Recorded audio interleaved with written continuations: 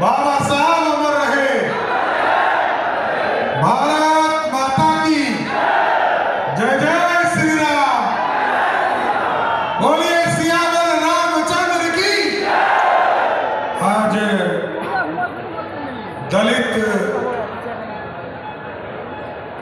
समागम के इस कार्यक्रम की अध्यक्षता कर रहे हमारे नेता और देश के नेता और जिन्होंने बिहार जैसे राज्य में मैं कभी आदरणीय मुख्यमंत्री रहे हमारे जीतन राम मांझी जी, और मैं इनके नेतृत्व में भी मैंने काम किया है।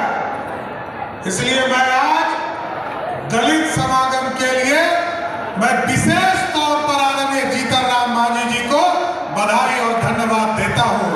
पूरे बिहार के दलितों को जोड़ने का काम किया, हमारे भाई मित्र साथी और जिन्होंने पूरे बिहार के तमाम दलित समाज को जोड़ने का काम किया, आदरणीय संतोष मांझी जी को भी मैं विशेष तौर पर बधाई देना चाहता हूं। इस मंच पर उपस्थित हमारे साथी डॉक्टर अनिल कुमार सिंह जी जो माननीय विधायक हैं और जो हिंदुस्तानी आवाम मोर्चा के प्रदेश के अध्यक्ष हैं, माननीय विधायक ज्योति मांझी जी, माननीय विधायक प्रफुल्ल कुमार मांझी जी, माननीय विधायक श्रीमती प्रफुल्ल मांझी जी, दीपा मांझी जी, और इस मंच पर उपस्थित संचालन कर रहे हमारे छोटे भाई आदरणीय श्याम सुंदर रमन जी, शरण जी और कई साथी यहाँ इस मंच पर उपस्थित है साथी।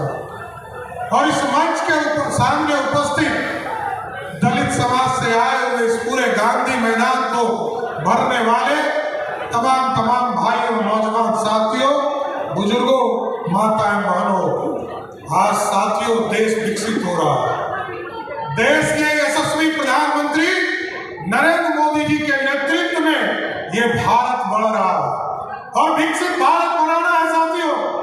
2047 में ये नया भारत बनाना है और नया भारत तब बनेगा जब दलितों को उचित सम्मान देने का काम भारत और बिहार की सरकार करेगी। इसमें कहीं में दो मत नहीं है। आज देश के यशस्वी प्रधानमंत्री जी जब से इस देश के प्रधानमंत्री हुए, याद कीजिए बाबा साहब अम्बेडकर का जो सपना था, चाहे वो जो कर्मभूमि रहा बॉम्बे, जहां बाबा साहब अम्बेडकर के लिए पूरा स्मारक बनाने का काम किया, दीक्षा भूमि जो नागपुर में है उसको स्थापित करने का काम किया गया, पूरे देश में एससी और एसटी वर्ग के लोगों के लिए पूरा चिंता करने का काम किया।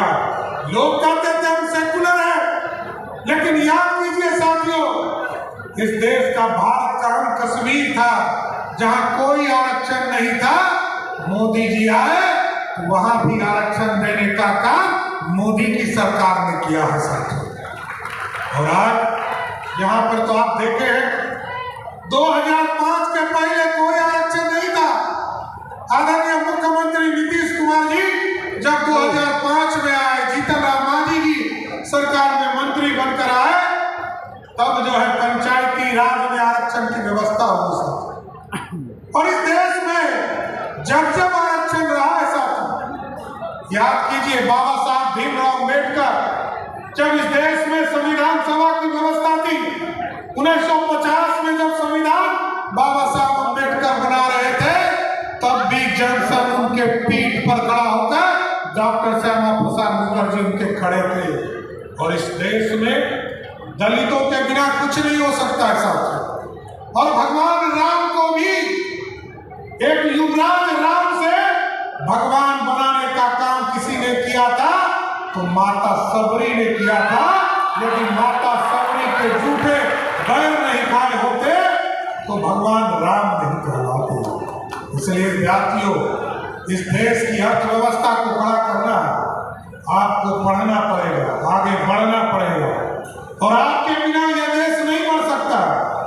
देश का 20% आबादी आप हो, और बिहार में भी आपकी आबादी लोग कहते थे 16% है, लेकिन जब नीतीश कुमार जी ने 2000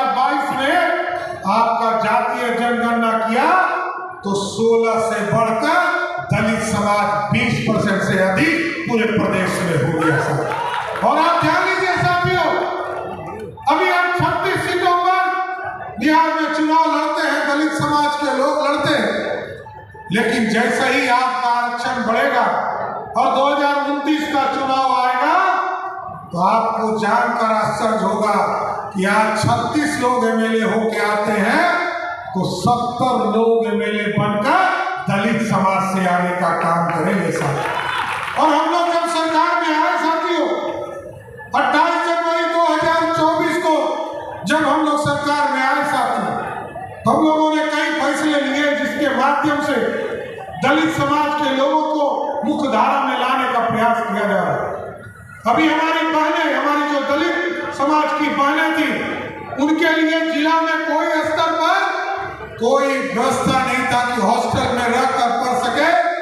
तो आदरणीय नीतीश कुमार जी के नेतृत्व में हम लोगों ने फैसला लिया, सावित्रीबाई फूले के नाम पर सभी 38 जिले में एक छात्रावास बनाने का काम नीतीश कुमार की सरकार करेगी साथियों, और जिसमें सिर्फ दलित बहनें हमारी पढ़ाई कर पाएगी। इसके साथ साथ कई योजना चल रही। अभी आदरणीय मुख्यमंत्री जी से हम लोगों ने आग्रह किया, सोमवार को बजट आने वाला है साथियों, और हम लोगों ने आग्रह किया है कि दलित समाज के बच्चे जो पढ़ने के लिए जाते हैं उनको बहुत कम पैसा मिलता है। अभी जितना पैसा मिल रहा है